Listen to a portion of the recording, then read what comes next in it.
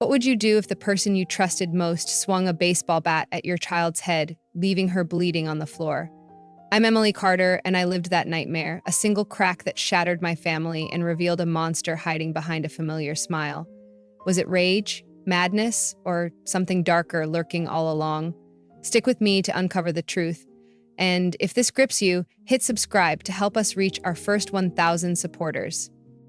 Imagine this. What would you do if the person you trusted most in your family, someone you thought would always have your back, suddenly turned into the biggest threat to your child's life? I am Emily Carter, 34 years old, a mom, a wife, and someone who thought she had life figured out, until one sunny afternoon shattered everything I knew. I can still hear it. The sickening crack of a baseball bat slamming into my little girl's skull. The sound echoes in my nightmares, a haunting thud followed by her scream, sharp and piercing, cutting through the air like a knife. Blood pooled on the hardwood floor, staining her golden curls red, and in that moment my world stopped spinning. I stood there, frozen, watching my 12-year-old daughter, Sophie, crumple to the ground, her tiny body limp, her breathing shallow. And the person holding that bat, someone I never thought could be capable of such cruelty. Someone I'd welcomed into my home, my family, my life. Let me take you back to the beginning, before the blood, before the tears, before I realized that monsters don't always hide in the shadows. They can smile at you across the dinner table, pour you a glass of sweet tea, and still harbor a darkness you'd never suspect. My husband Jake and I live in a cozy suburban house just outside Atlanta, the kind with a big backyard where Sophie spends hours chasing butterflies or sketching the clouds. Jake's a mechanic, always tinkering with something in the garage, and I'm a part-time graphic designer working from home, so I can be there when Sophie hops off the school bus, her backpack bouncing, her eyes sparkling with stories of her day. Sophie's our everything.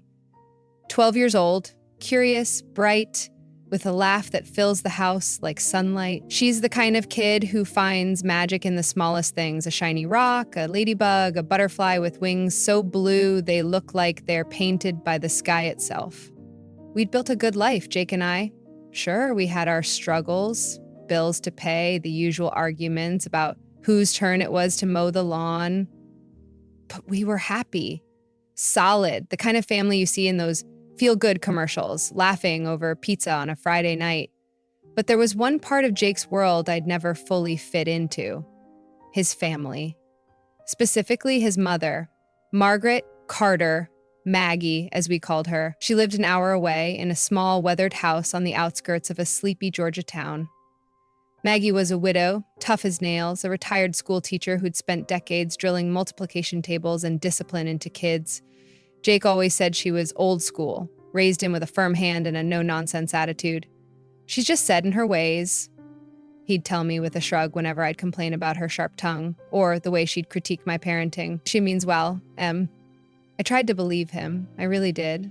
Over the years, I'd forced myself to smile through her snide comments, like the time she told me Sophie's butterfly collection was a waste of time, or when she sneered that I was too soft on my daughter. "Kids need structure, Emily," she'd say, her voice clipped, her gray eyes narrowing like she was sizing me up. "You let her run wild, she'll turn out spoiled." I'd bite my tongue, nod, and remind myself she was Jake's mom, family, someone we had to keep the peace with. And Sophie? She adored her grandma, despite Maggie's prickly edges. "Grandma Maggie tells the best stories," Sophie would say, her face lighting up. "She knows everything about the old days." Looking back, there were signs, little cracks in Maggie's facade I should have noticed, like the way she'd count the cash in her wallet every night, muttering about thieves under her breath, or how she'd lock her bedroom door, even when it was just us visiting. Jake brushed it off as quirks of an aging widow living alone. "She's paranoid about money since Dad passed," he'd say. "It's harmless." Harmless. That word haunts me now. 'Cause the last time I saw Maggie before everything fell apart, she gave me this smile, tight, forced, like she was hiding something. We were leaving after a Sunday lunch, Sophie skipping ahead with a mason jar full of wildflowers she'd picked from Maggie's yard. Maggie stood on her porch, arms crossed, and called after us. "That girl needs a firmer hand, Jake. You're raising her too soft." Her tone was cold, edged with something I couldn't place. Jake laughed it off, waved, and we drove home. I didn't think much of it then. I should have. That was 2 weeks before the day that changed everything. It started like any other weekend visit. Sophie had caught a butterfly that morning, a stunning little thing with wings streaked blue and orange, and she couldn't wait to show her grandma. "Do you think Grandma Maggie's ever seen one like this?" she asked me, holding up the jar as we packed the car. Her excitement was contagious, her voice bubbling with that pure, innocent joy only a kid can have. "I bet she'll love it," I said, ruffling her hair. Jake grinned from the driver's seat, catching my eye in the rearview mirror. "Mom's gonna eat this up," he said. "She's got a soft spot for Sophie, even if she doesn't show it." I wanted to believe that. I wanted to think Maggie's stern exterior hid a heart that could melt for her granddaughter. So we piled into the car, the summer sun blazing overhead, the radio humming some old country tune, and headed to Maggie's place. Sophie clutched her butterfly jar the whole way, chattering about how she'd found it near the creek, how it fluttered right into her hands like it trusted her. It was a perfect day, or so I thought. I had no idea that within hours, that same little girl would be lying on the floor, blood seeping from her head, her screams fading into silence. I had no idea that the woman I'd called family would wield a baseball bat like a weapon, and I had no clue that the trip I'd planned as a simple visit would turn into the worst nightmare of my life. What happened that day didn't just break my family. It broke my trust in everything I thought I knew. Stick around, because this story's only just beginning. Life with Jake and Sophie was the kind of simple, beautiful chaos I'd always dreamed of. Our little house in suburban Atlanta wasn't fancy, just a 2-story with peeling white paint and a backyard big enough for Sophie to turn into her own adventure playground. She'd spend hours out there, barefoot, chasing butterflies or digging up treasures like bottle caps and smooth stones. "Look, Mom, this one's a pirate coin," she'd shout, holding up some rusted piece of junk with a grin that could melt glaciers. Jake and I would laugh, sprawled on the porch swing, sipping iced tea while the Georgia sun dipped below the trees. He'd tinker with his old Chevy in the garage, grease smudged on his forearms, while I'd sketch logos at the kitchen table, the hume of Sophie's chatter filling the air. It wasn't perfect. Money was tight, and Jake's late shifts at the shop sometimes left me juggling dinner and bedtime alone, but it was ours. A little bubble of love and laughter. I thought nothing could burst. Jake was my rock, the guy who'd proposed to me under a pecan tree with a ring he'd saved 6 months for. He was quiet, steady, the kind of man who'd fix your flat tire in the rain without a complaint. Sophie got her curiosity from him. He'd spend hours showing her how to take apart a radio or spot constellations through a thrift store telescope. But there was one part of Jake's life that always felt like a shadow hanging over us. His mother, Margaret Carter. Maggie. She lived an hour south in a creaky old house on a dirt road in rural Georgia, surrounded by fields of cotton and kudzu vines. Maggie was a force of nature, tall, wiry, with gray hair pulled tight in a bun and eyes that could cut glass. She'd been a school teacher for 30 years, the kind who'd wrap your knuckles with a ruler if you whispered in class. Her husband, Tom, had passed 5 years back, leaving her alone in that house with nothing but her rules and her memories. Jake adored her, even if he wouldn't admit it outright. "Mom's tough, but she's got a good heart," he'd say whenever I'd vent about her, and I tried to see that heart. When we first met, I'd bring her homemade peach cobbler, hoping to win her over. She'd take it with a curt, "Thanks," and a look that said she'd rather I'd brought a textbook on discipline instead. Over the years, I'd gritted my teeth through her jabs. "Sophie's too loud," "Emily," or "You let her dress like a ragamuffin." I'd smile, nod, and tell myself it was just her way. Jake had warned me early on. She raised me strict, locked me in my room once for sneaking candy, but it made me who I am. He'd laugh it off, but I'd catch a flicker of something in his eyes. Fear, maybe, or guilt. I'd push it down, chalk it up to my imagination. After all, Maggie was family. She wasn't warm, but she wasn't dangerous. But, or so I thought. Sophie, bless her, saw the best in her grandma. She'd perch on Maggie's faded couch, listening wide-eyed as Maggie spun tales of the old days. Cotton harvests, one-room schoolhouses, kids who knew their place. Grandma Maggie's so smart, Sophie would tell me, hugging her knees. She said I could be a teacher like her one day. I'd force a smile, even as Maggie's voice echoed in my head. That girl's too wild, Emily, needs a firm hand. It stung, but Sophie's love for her grandma kept me from pushing back. Maggie had a soft spot for her too, or at least she faked it well. She'd let Sophie water her tomato plants or flip through dusty photo albums, barking orders like a drill sergeant, but softening just enough to keep Sophie hooked. "Don't touch that girl," she'd snap, then toss her a cookie like it was a peace offering. It was a dance I never quite mastered, keeping Maggie happy without losing myself.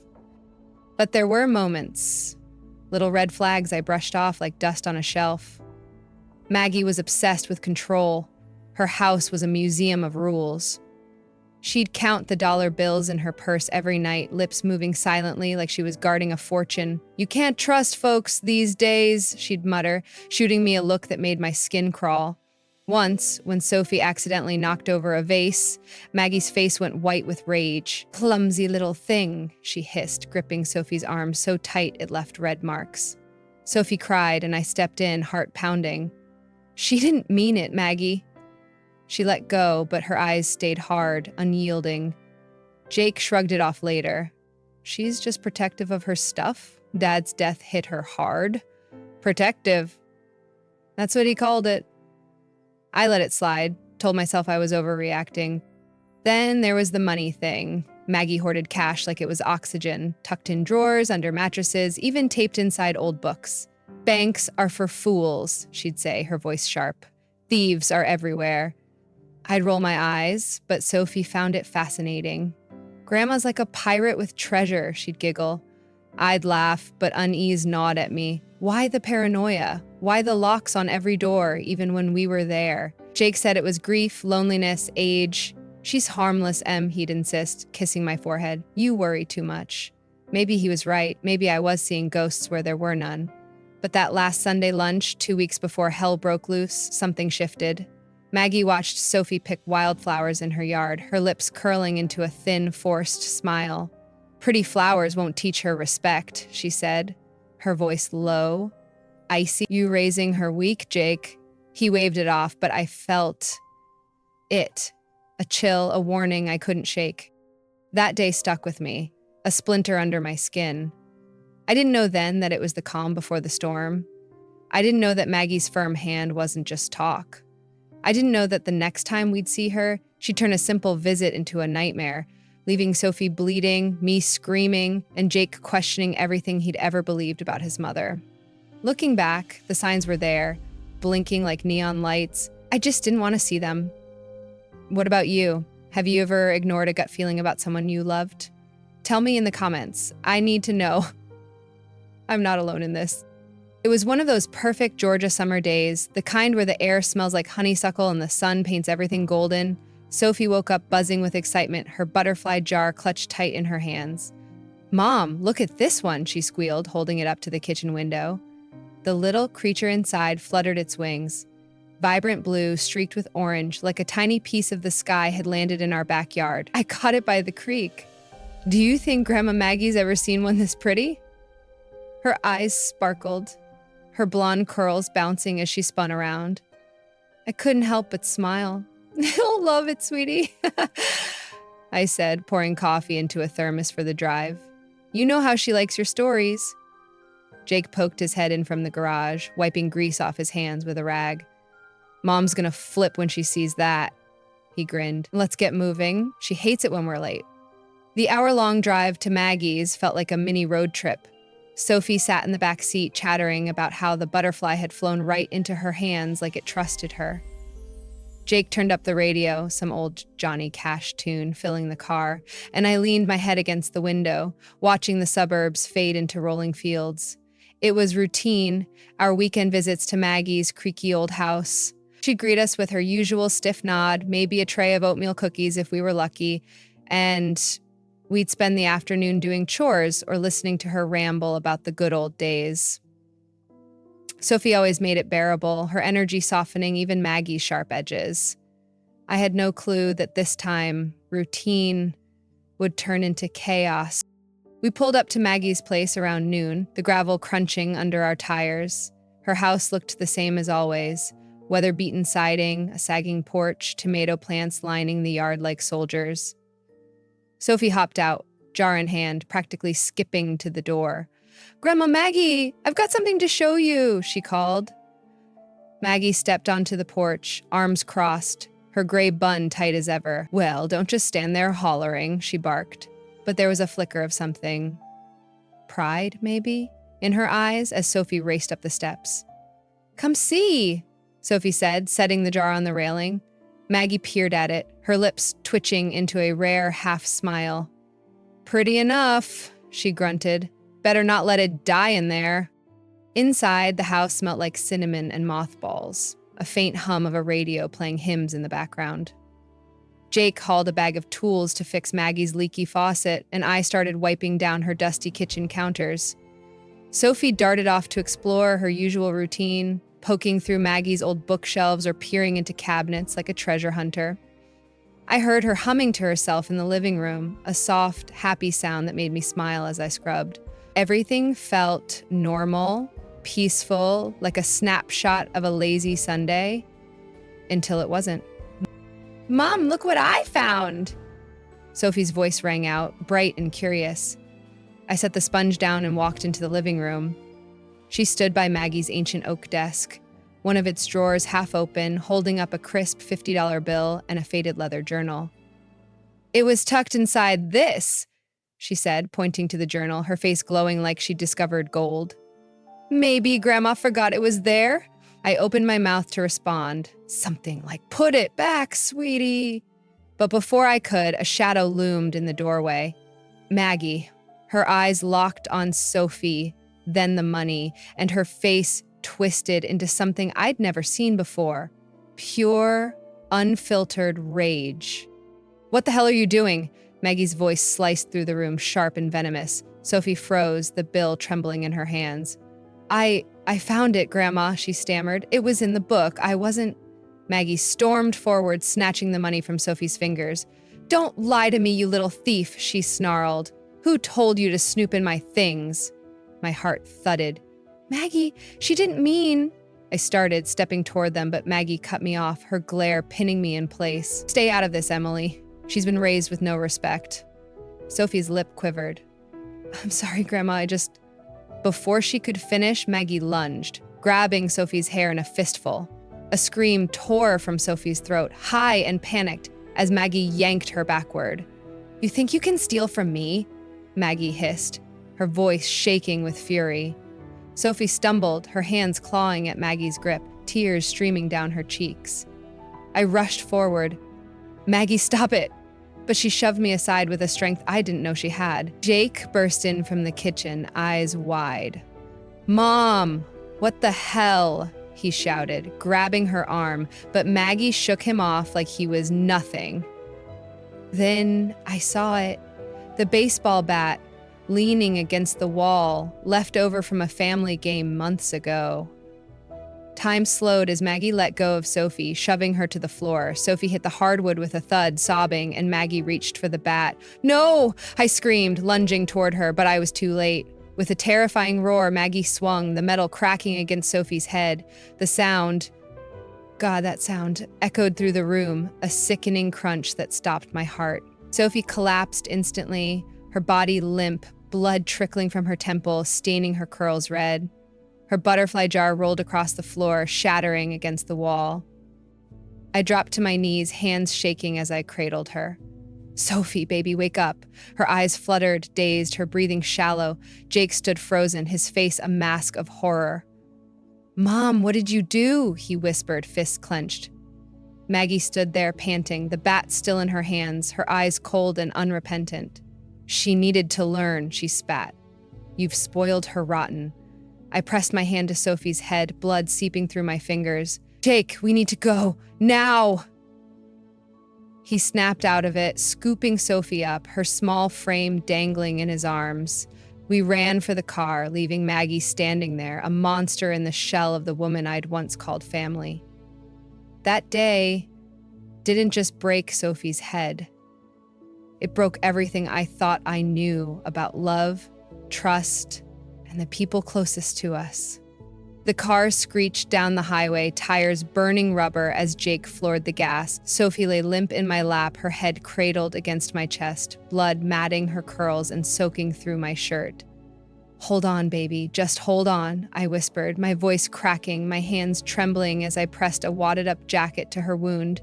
Her breathing was faint, shallow gasps that barely moved her chest, and her eyelids fluttered like she was slipping away. "Jake, faster!" I cried, panic clawing at my throat. He didn't answer, just gripped the wheel, knuckles white, jaw clenched, running red lights as horns blared behind us. The world blurred past, fields, trees, a gas station sign, all meaningless. All I could see was my little girl, pale and broken, her butterfly dreams shattered by the woman who was supposed to love her. We screeched into the ER parking lot, Jake slamming the brakes so hard I nearly hit the seat in front of me. He yanked the door open and scooped Sophie up, her body dangling like a rag doll. "Help! Somebody help us!" he shouted, sprinting toward the glass doors. Nurses swarmed us instantly, a stretcher rolling out as a doctor barked orders. "She's been hit in the head! Baseball bat, she's barely breathing," I sobbed, clutching a nurse's arm. They took her from Jake, laying her on the stretcher, her small frame swallowed by white sheets. "Trauma room, now!" the doctor snapped, and they wheeled her away, disappearing behind double doors. I tried to follow, but a nurse held me back, her voice firm but kind. "We need space to work. Please, wait here." I collapsed into Jake's arms, tears streaming, my knees buckling as the doors swung shut. The waiting room was a sterile purgatory. Harsh fluorescent lights, the sting of disinfectant in the air, and a silence that pressed on my chest like a weight. Jake paced, fists clenched, muttering, "This can't be happening." I sat, staring at the floor, my hands sticky with Sophie's blood. Every tick of the clock felt like a lifetime. I kept replaying it. Maggie's rage, the swing of that bat, Sophie's scream. How had it come to this? Jake stopped pacing and dropped beside me, his voice hollow. I should have stopped her. I saw the bat and I just froze. I grabbed his hand, squeezing hard. "We couldn't have known, Jake. She's your mom." He shook his head, eyes dark. "Not anymore." Hours crawled by until a doctor finally emerged, his face calm but serious. "Mr. and Mrs. Carter?" We shot to our feet, my heart pounding. "Sophie's stable," he said, and relief hit me like a wave, though it didn't wash away the fear. "She's got a concussion and a deep cut, but no skull fracture. We've stitched her up and stopped the bleeding. She'll stay under observation for a day or two. She's awake but weak." I choked out a sob. "Can we see her?" He nodded. "Briefly. She needs rest." In her room, Sophie looked so small, pale against the hospital sheets, her head wrapped in bandages, an IV dripping into her arm. The beep of the heart monitor was the only sound breaking the stillness. I rushed to her side, brushing her hair back. "Sophie, honey, it's Mom." Her eyes fluttered open, glassy and confused. "Mom?" she whispered, her voice hoarse. "Grandma, Maggie, she was so mad. Does she hate me?" My chest tightened, rage surging beneath my tears. "No, baby, she doesn't get to hate you. You're safe now." Jake sat opposite me, taking her hand. "We love you, Soph. You're so strong." She gave a weak nod, then drifted back to sleep. That's when it hit me. Maggie couldn't get away with this. I stepped into the hall, hands shaking, and turned to Jake. "She needs to pay for this. I'm calling the cops." His face darkened, torn. "She's my mom, Em. I don't know if I can..." I cut him off, voice rising. "She almost killed our daughter, Jake. Your mom or not, she's a monster now." He stared at me, then nodded slowly, guilt etching lines into his face. At the hospital security desk, an officer was already waiting. Someone had tipped them off about a possible assault.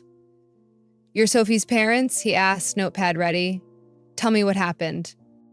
I spilled it all. Maggie's paranoia, the $50 bill, the bat. She called Sophie a thief, grabbed her hair, and hit her, I said, voice trembling. She's 12. And Maggie didn't care, Jake added, voice low. I tried to stop her, but she was too fast, too angry. The officer's pen paused. A baseball bat? That's aggravated assault on a minor. Serious stuff. He glanced at Sophie's room. Can I talk to her? She was awake again, barely, and whispered to him, Grandma thought I stole... I didn't... That was enough. We've got a case, he said. She's at her residence? Jake nodded. Arrest her, I said, my voice steeled. An hour later, the officer called us back, Jake putting it on speaker. We've got Margaret Carter in custody, he said. She answered the door, cool as anything, like she didn't just crack a kid's head open.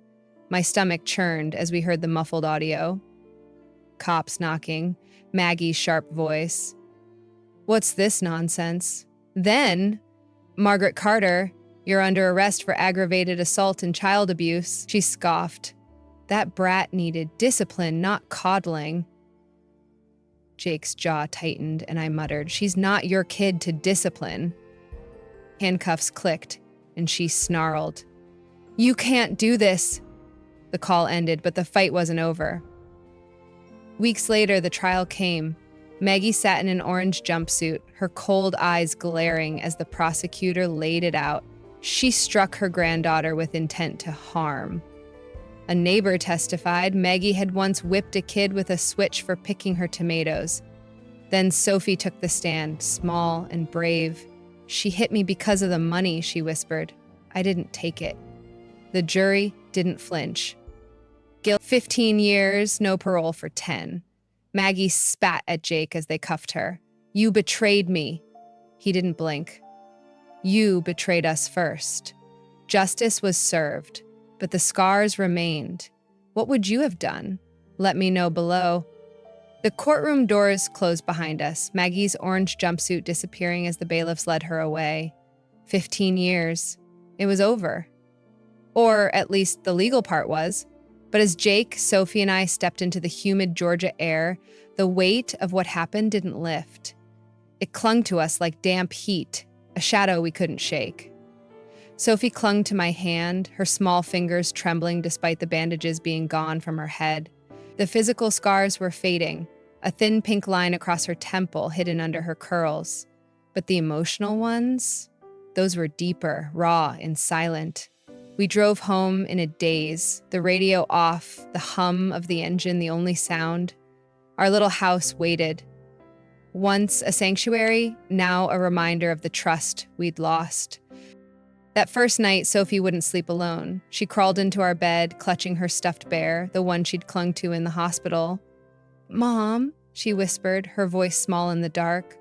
Grandma Maggie's gone now, right? I brushed her hair back, forcing a steady tone. Yes, baby. She can't hurt you anymore. She nodded, but her eyes stayed wide, searching mine. Good, she murmured, snuggling closer. Jake lay beside us, staring at the ceiling, his breathing uneven. I should have seen it coming, he said finally, voice thick with guilt. All those years, she was always hard, but I never thought... He trailed off, and I reached for his hand. None of us did, Jake. We're here now. That's what matters. The next few weeks were a blur of quiet survival. Sophie's nightmares woke us nightly. Sobs and gasps, her crying out for me as she relived that swing of the bat. We enrolled her with a child therapist, a kind woman named Dr. Ellis, who let Sophie draw her feelings on big sheets of paper. At first, the pages were dark, black scribbles, jagged lines, a stick figure with a bat.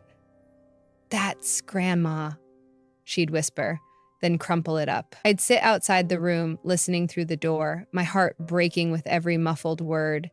Jake and I started counseling too, a couples session where we unpacked the guilt that gnawed at us.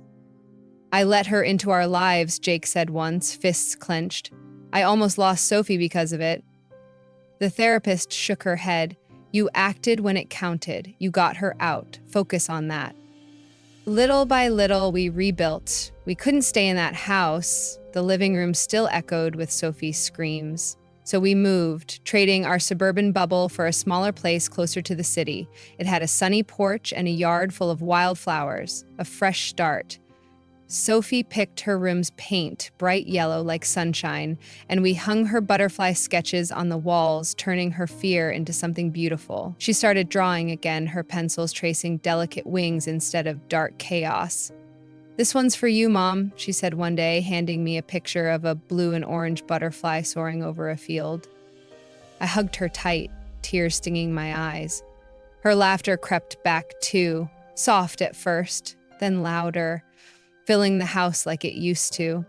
Jake threw himself into making things right. He'd come home from the shop with little surprises, an ice cream cone for Sophie, a new sketch pad, a promise of a picnic. We started traditions, Friday movie nights with popcorn fights, Sunday drives to the park where Sophie chased butterflies again, fearless. One afternoon, I watched her dart through the grass, a friend giggling beside her, their voices a melody of joy. Jake stood next to me, his arm around my shoulders. "She's coming back to us," he said, a faint smile breaking through the strain on his face. I leaned into him, squeezing his hand. "We did the right thing, didn't we? Making Maggie pay?" He nodded, eyes soft. "Yeah, we always will." But healing wasn't linear. Some days, Sophie would freeze at a loud noise, a car backfiring, a door slamming, her eyes wide with panic. "Is that her?" she'd whisper, and I'd pull her close, promising she was safe. Jake struggled too. Every call from the prison, every letter Maggie sent, which he burned unopened, chipped at his resolve. "She's up for parole review in 10 years, he told me one night, voice low. What if they let her out early? What if she comes back? My stomach twisted, but I pushed it down. "We'll fight it. She's not getting near us again." He nodded, but the fear lingered, a ghost we couldn't banish. Months passed and our new normal took shape. Sophie returned to school, her grades climbing, her smile brighter. She'd talk about her butterfly hunts again, her voice bubbling with that old curiosity. "I'm gonna catch 100 this summer," she declared, and Jake laughed, ruffling her hair. "Better get a bigger jar, kiddo." Watching them, I felt peace. Fragile but real. We'd survived Maggie's darkness, not just with justice, but with love. Our family wasn't the same. It was stronger, forged in fire, we never asked for. And yet, questions linger. Maggie's locked away, but her shadow looms. Could we have stopped her sooner? Should Jake have cut ties years ago, or was I naive to think she'd ever change? And here's the big one. If this were your family, would you forgive her? Could you? I see her cold eyes in my dreams, hear her voice. "That brat needed discipline." And I wonder if prison's enough. Maybe she'll get out one day, older, angrier, claiming she's reformed. What then? I don't have answers, but I'd love yours. Drop them in the comments. What would you do if Maggie were your monster? Have you ever had to protect your family from someone you loved? Share your stories. I'm reading every one. Thanks for sticking with us through this. If it hit you hard, hit that like button and subscribe. There's more to come.